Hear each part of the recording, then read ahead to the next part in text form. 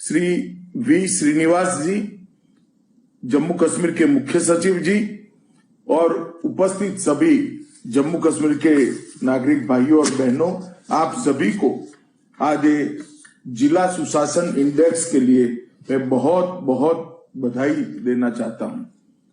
मित्रों, आज का दिन केवल जम्मू कश्मीर के लिए नहीं, पूरे देश के लिए एक महत्वपूर्ण दिन, क्योंकि आज एक नई शुरुआत जो जम्मू कश्मीर ने की है, वो शुरुआत धीरे धीरे धीरे देश के हर राज्य में जाएगी और बाद में देश के हर जिले के बीच में एक तंदुरुस्त सुशासन की स्पर्धा शुरू होगी। सुशासन को अगर 7 अर्थ में जमीन तक पहुंचाना है तो इसके लिए जिला बहुत बड़ी इकाई है, महत्वपूर्ण इकाई है। और जब तक जिले में सुशासन नहीं होता है, सुशासन का अनुभव जिला स्तर की समस्याओं के लिए नागरिक को नहीं होता है, सुशासन के कोई मायने नहीं है। मित्रों, आज जम्मू कश्मीर की जनता को मैं इतना ही कहना चाहता हूं कि जम्मू कश्मीर में मोदी जी के नेतृत्व में हमारे एलजी मनोज सिन्हा जी जिस प्रकार से सरकार चला रहे हैं, बहुत बड़ा परिवर्तन जम्मू कश्मीर के अंदर देखने को मिला है। और ये परिवर्तन मोदी जी के नए भारत की कल्पना के अनुरूप है और जम्मू कश्मीर के सभी क्षेत्रों में ये परिवर्तन अब दिखाई पड़ा है। मित्रों, आज ये सुशासन इंडेक्स जो शुरू होगा, जिलों के बीच में जो स्पर्धा होगी, इससे जिले के तंत्र को सुधारने के लिए, उसको लोकाभिमुख कराने के लिए, उसको परिणाम लक्ष्य बनाने के लिए और उसको डिलीवरी देने वाला तंत्र बनाने के लिए बहुत बड़ा फायदा जम्मू कश्मीर के आम नागरिकों को होना है। केंद्र सरकार की नीतियां, योजनाएं और कार्यक्रम, राज्य सरकार की नीतियां, योजनाएं और कार्यक्रम, ये सभी का जिला स्तर पर मॉनिटरिंग के इंडेक्स के अंदर समाहित किया गया है। और इसी के आधार पर जब नंबरिंग होगा, सभी जिलों में स्पर्धा होगी, तो अपने आप ही सेवाओं का स्तर भी सुधरेगा और सेवा जिनके लिए निर्धारित की गई है, उन लोगों पर उनको कोई परेशानी हुए बगैर हम पहुंचा पाएंगे। मैं मानता हूं इससे जम्मू कश्मीर में बहुत बड़ा परिवर्तन आने वाला है। मोदी जी ने गुड गवर्नेंस इंडेक्स की शुरुआत करने के बाद राज्यों और संघ राज्यों के क्षेत्र में एक तंदुरुस्त स्पर्धा शुरू हुई थी और आज जम्मू कश्मीर जिला गुड गवर्नेंस इंडेक्स, जो गवर्नेंस इंडेक्स 2021 पर आधारित है, इसके साथ ही मैं मानता हूं कि अब देश भर में जिलाओं के अंदर भी एक तंदुरुस्त स्पर्धा सुशासन देने की, लोकाभिमुख शासन देने की होगी। इससे बहुत बड़ा फायदा पूरे देश की जनता को होने वाला है। मित्रों, यह इंडेक्स जिलों की रैंकिंग और इसका तुलनात्मक तस्वीर भी पेश करेगा। तो जिले के काम का मूल्यांकन करते वक्त चीफ सेक्रेटरी हो, प्रभारी सचिव हो या प्रभारी मंत्री हो, इस सबको ये मालूम होगा कि मेरे जिले में किस क्षेत्र में मुझे ज्यादा सुधार करने की जरूरत है, किस क्षेत्र में ज्यादा काम करने की जरूरत है। और जिला गुड गवर्नेंस इंडेक्स द्वारा किया गया मूल्यांकन बुनियादी ढांचे को भी सुधारने के लिए एक अच्छे प्रकार का मानांक सेट करेगा और लक्ष्य तय करने भी इससे बहुत बड़ी सुविधा होगी। जम्मू कश्मीर जिला सुशासन सूचकांक में 116 डेटा आइटम के साथ शासन के 10 क्षेत्र और 58 सूचकांक लिए गए हैं, जिसमें कृषि सेवाएं हैं, वाणिज्य और उद्योग है, मानव संसाधन है, पर्यावरण है, न्याय और सार्वजनिक सुरक्षा है, सामाजिक कल्याण और विकास है। इस प्रकार के 10 विभागों को ये इंडेक्स सूचकांक के रूप में तुलनात्मक अभ्यास कर राज्य की जनता के सामने रखेगा। तो मुझे लगता है प्रशासन पर भी दबाव होगा और प्रशासन भी इसको सुधारने के लिए जी जान से आगे बढ़ेगा। मित्रों, कश्मीर के अंदर 2019 से मोदी जी के नेतृत्व में एक बहुत बड़ा परिवर्तन हुआ। जिस कश्मीर में केवल 87 विधायक, 6 सांसद और 3 परिवार ही सत्ता की हिस्सेदारी में होते थे, वो कश्मीर में आज ग्राम स्तर से लेकर राज्य तक 30,000 से अधिक जनता के नुमाइंदे जनता की सेवा कर रहे हैं। ये पंचायत एक्ट का इम्प्लीमेंटेशन मैं मानता हूं अपने आप में आने वाले 1 दशक में ही परिणाम कश्मीर की जनता के सामने होंगे कि पंचायत एक्ट के इम्प्लीमेंटेशन से जम्मू कश्मीर के अंदर कितना द्रुत गति से परिवर्तन आया है। 30,000 नए जम्मू कश्मीर के अवाम के पॉलिटिकल प्रतिनिधि, कश्मीर जिला सूचकांक के 116 डेटा आइटम के साथ 58 सूचकांक इंडेक्स के साथ कश्मीर का विकास निश्चित करेंगे। इसका मुझे बहुत बड़ा विश्वास है और मैं बहुत आशान्वित भी हूं। मित्रों, कुछ पॉलिटिकल पार्टियां जो आहत है उनके परिवार के गिरफ्त में से जम्मू कश्मीर के अंदर पंचायती राज आया है, इससे वो लोग कहते हैं कि यहां पर जम्मू कश्मीर में धारा 370 हटाने के बाद कानून और व्यवस्था की परिस्थिति बिगड़ी। कुछ लोगों ने तो इतना एक्सट्रीम कर दिया, जब तक धारा 370 नहीं होती है जम्मू कश्मीर में कानून और व्यवस्था की स्थिति ठीक नहीं रह सकती। मैं इन सबको बताना चाहता हूं कि अप्रैल 70 से 19 और 19 से 21 इसका तुलनात्मक अभ्यास करते हैं तो आतंकवादी घटनाओं में 40% की कटौती हुई है और मृत्यु में 57% की कमी आई। यही बताता है कि शांति का नए सुधारों के साथ कोई लेन देन नहीं, शांति का प्रशासन के साथ लेन देन।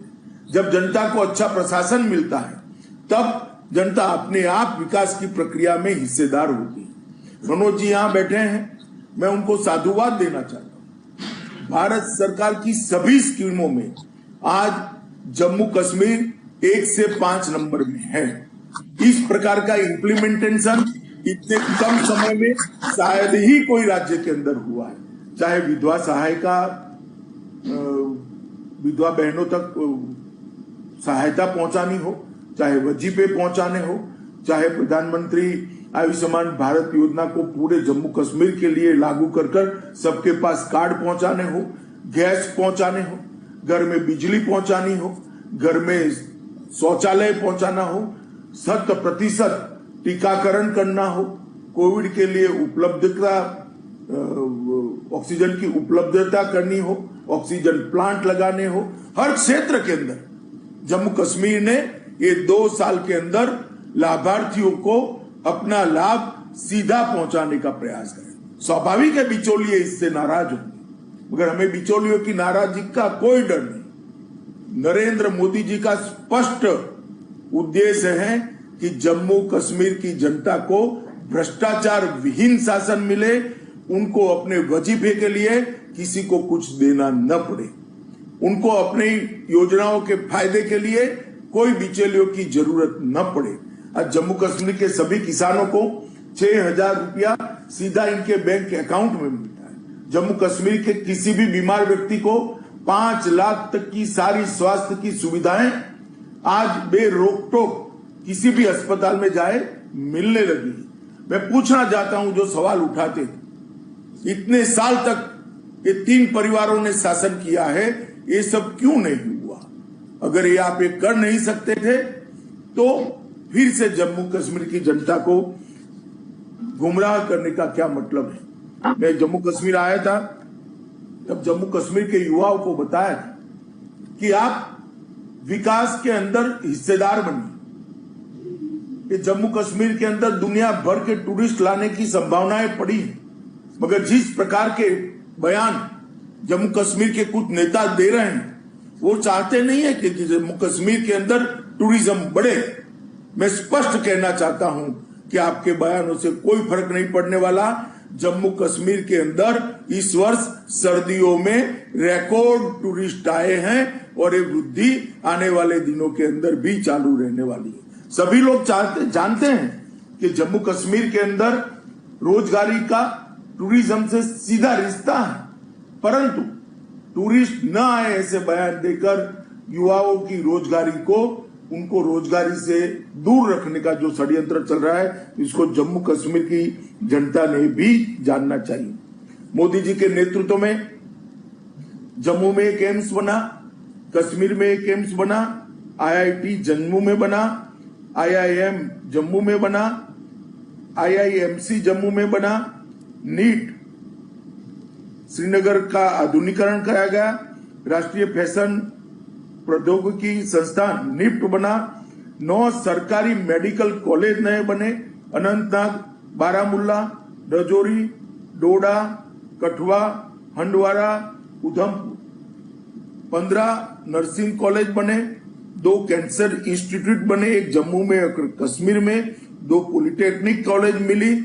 और जिस जम्मू कश्मीर के युवा को डॉक्टर बनने के लिए, पाकिस्तान जाने के लिए, विदेश जाने के लिए अगले शासकों ने मजबूर किया था, मैं उनको बताना चाहता हूं 1947 से लेकर 2014 तक जम्मू कश्मीर में 4 मेडिकल कॉलेज थे और 500 सीट थे। आज 9 मेडिकल कॉलेज बने हैं, 15 नर्सिंग कॉलेज बने हैं और 1100 MBBS की सीटें हैं, 17 PG की सीटें हैं, 14 डेंटल की सीटें हैं और 600 पैरामेडिकल सर्विस की सीटें हैं। मित्रों, रोजगारी के लिए भी पारदर्शिता आना बहुत जरूरी थी। हमने सर्विस सिलेक्शन बोर्ड के द्वारा 25,000 युवाओं को इतने अल्पकाल के अंदर नौकरी दी है। 7,000 नियुक्ति पत्र भी दिए जा रहे हैं। खादी ग्राम उद्योग के माध्यम से लगभग 2,16,000 लोगों को गृह उद्योग और अन्य उद्योगों के साथ जोड़ा गया है और मुझे भरोसा है कि जिस प्रकार की मंडप कर मोदी जी ने अप्रूव की है, इससे कम जम्मू कश्मीर में 5 लाख युवाओं को आने वाले दिनों में रोजगारी मिलने वाली है। मित्रों, इन्वेस्टमेंट 70 साल का इन्वेस्टमेंट एक और 12,000 करोड़ का था। मैं मनोज भाई को बधाई देना चाहता हूं कि एक ही साल में 12,000 के इन्वेस्टमेंट के MOU जम्मू और कश्मीर ने समाप्त कर दिए हैं और 2,000 करोड़ का ग्राउंड ब्रेकिंग सेरेमनी भी हो चुका है। लगभग 50,000 करोड़ के आसपास इन्वेस्टमेंट जम्मू कश्मीर में आने वाला है। मित्रों, मिशन यूथ के तहत ढेर सारे युवाओं को जोड़ने का कार्यक्रम हमारे LG साहब ने चलाया है। यूथ क्लबों के माध्यम से लोकतांत्रिक जागृति और सेवाओं का विस्तार और उनकी रोजगारी का भी विस्तार, ये तीनों काम एक साथ हो रहे हैं। मैं जब आया था तब जम्मू कश्मीर के 63,000 से ज्यादा युवाओं के साथ ऑनलाइन बात की थी। मैं आज फिर से मेरे युवा दोस्तों को, विशेषकर घाटी के युवा दोस्तों को कहना चाहता हूं कि आइए मोदी जी के विकास के रास्ते पर आप चल पड़े। जम्मू कश्मीर पूरे देश के अंदर विकसित से विकसित राज्य बनने से कोई नहीं रोक सकता। जो लोग आपको गुमराह कर रहे हैं, मैं उसके जवाब में कहना चाहता हूं, पिछले 3 वर्ष में जम्मू कश्मीर के बजट को 9,000 करोड़ से बढ़ाकर 21,000 करोड़ का किया गया है। 9,000 करोड़ से बढ़ाकर 21,000 करोड़। पूरे देश भर में किसी भी राज्य का बजट 2.5 गुना इतने अल्प समय में नहीं बढ़ा है। यही बताता है कि जम्मू कश्मीर का आवाम का भला मोदी जी की प्राथमिकता है। कृषि और बागवानी में भी ढेर सारे सुधार करने का प्रयास हो रहा है। जब कर्फ्यू थे तब सेब का उत्पादन अच्छे बिक्री अच्छे दामों से हो, ये सुनिश्चित करने के लिए काफी प्रयास किया गया, ग्रांट भी दी गई और जम्मू कश्मीर के भीतर भंडारण की सुविधा को भी बढ़ाने के लिए बहुत ध्यान दिया गया है। पिछले 1 वर्ष के दौरान 35,000 मैट्रिक टन भंडारण सुविधा का निर्माण कार्य चल रहा है, जिससे आने वाले दिनों में फलों और फूलों को डिस्ट्रेस सेल से बचाया जा सकेगा। कनेक्टिविटी के क्षेत्र में भी राजमार्ग 44 पर संतोषजनक रूप से काम चल रहा है। जवाहर सुरंग के आसपास भारी हिमपात और हिमस्खलन के कारण विगत वर्षों में बार बार अवरुद्ध होने की समस्या इस साल दूर हो जाएगी और राजमार्ग 44 का बनना जम्मू कश्मीर के विकास में एक वरदान साबित होगा। 4,509 करोड़ रुपए की अनुमानित लागत से 14 किलोमीटर लंबी जोजिला सुरंग का काम भी आगे बढ़ रहा है। श्रीनगर सोनमार्ग मार्ग पर जेड मोड सुरंग नामक एक अन्य 6.5 किलोमीटर लंबी सुरंग का काम पर प्रगति में है। दोनों क्षेत्रों के बीच रेलवे कनेक्टिविटी स्थापित करने का काम भी समय पर पूरा हो जाएगा, इसका मुझे विश्वास है। श्रीनगर हवाई अड्डे से शारजा के लिए पहली उड़ान मैं जब जम्मू कश्मीर आया था तभी चालू कर दी गई है। इससे जम्मू कश्मीर में इन्वेस्टमेंट की बहुत बड़ी संभावनाएं खुलने की संभावना है।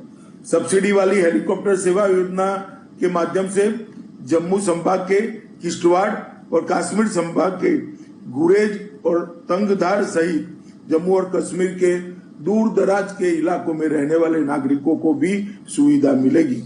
पर्यटन के क्षेत्र में बहुत अच्छा उत्साहजनक आंकड़े आ रहे हैं। जेड मोड सुरंग शुरू हो जाने के साथ सोनमर्ग पहली बार अपने शीतकालीन कार्निवल की व्यवस्था के साथ खुला रहेगा, इसका मुझे बहुत आनंद है।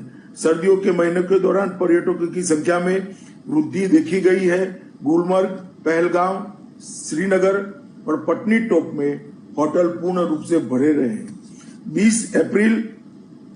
21 अप्रैल के दौरान पर्यटकों की संख्या जम्मू कश्मीर की आजादी के बाद सर्वाधिक रही और 20 से 21 के दौरान 3 गुना बढ़कर लगभग 1,13,000 पर्यटक आए। मित्रों, कुछ अपने निहित राजनीतिक स्वार्थ के कारण कुछ लोग झूठ चला रहे हैं। मेरा आप सभी को और विशेषकर जम्मू कश्मीर के युवाओं को आग्रह है कि झूठों के लिए उनको सवाल पूछना चाहिए। जो कह रहे हैं कि घाटी की जमीन चली जाएगी, उनको जाकर पूछिए कि सूची लाइए घाटी में किसकी जमीन गई। इस प्रकार के झूठों से गुमराह कर जम्मू कश्मीर के विकास को अवरुद्ध किया जा रहा है। जो कहते थे हिंसा बढ़ेगी, उनको पूछे कि हिंसा बढ़ी है या कम हुई है। इन्वेस्टमेंट आएगा ही नहीं। आज 12,000 करोड़ का इन्वेस्टमेंट आ चुका है और टूरिस्ट भी बढ़े हैं। विकास के रास्ते पर जम्मू कश्मीर चल गया है। अपने निहित राजनीतिक स्वार्थ के कारण जो लोग विशेषकर घाटी की जनता के अंदर एक प्रकार का अलग भाव खड़ा करने का प्रयास करते हैं, मेरा करबद्ध निवेदन है कश्मीर की जनता को, जम्मू कश्मीर की जनता को कि इनके बहकावे में ना आइए। लोकतंत्र नीचे तक पहुंचा है, इसके कारण ये लोग परेशान हैं और लोकतंत्र से ही जम्मू के अंदर खुशहाली आ सकती है। लोकतंत्र से ही जम्मू के अंदर विकास आ सकता है और लोकतंत्र ही युवाओं को रोजगारी दे सकता है। और लोकतंत्र अच्छा हो, इसके लिए सबसे ज्यादा जरूरी है कि जम्मू कश्मीर के अंदर शांति बनी रहे। इनके उकसावे वाले बयानों में जम्मू कश्मीर का युवा गुमराह न हो, ऐसा मैं मेरे युवा दोस्तों को कहना चाहता हूं।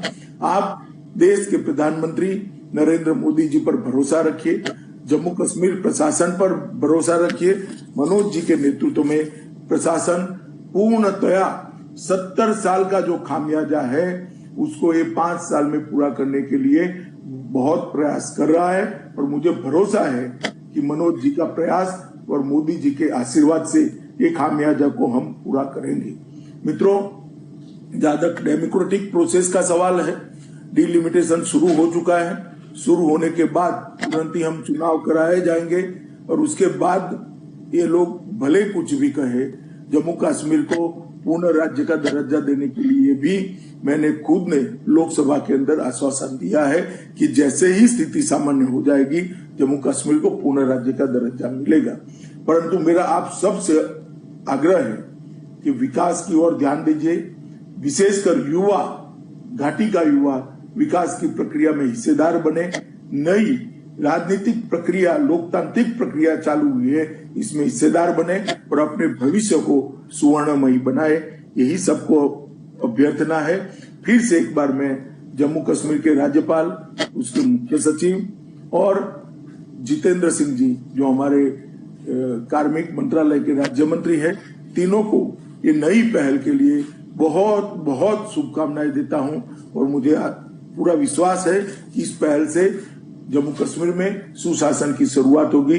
धन्यवाद। भारत माता की जय।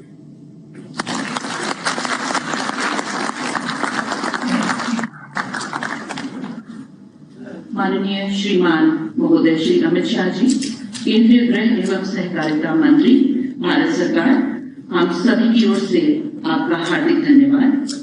और अब मैं धन्यवाद प्रस्ताव के लिए श्री अतुल डुल्लू जी, अपर मुख्य सचिव केंद्र शासित प्रदेश जम्मू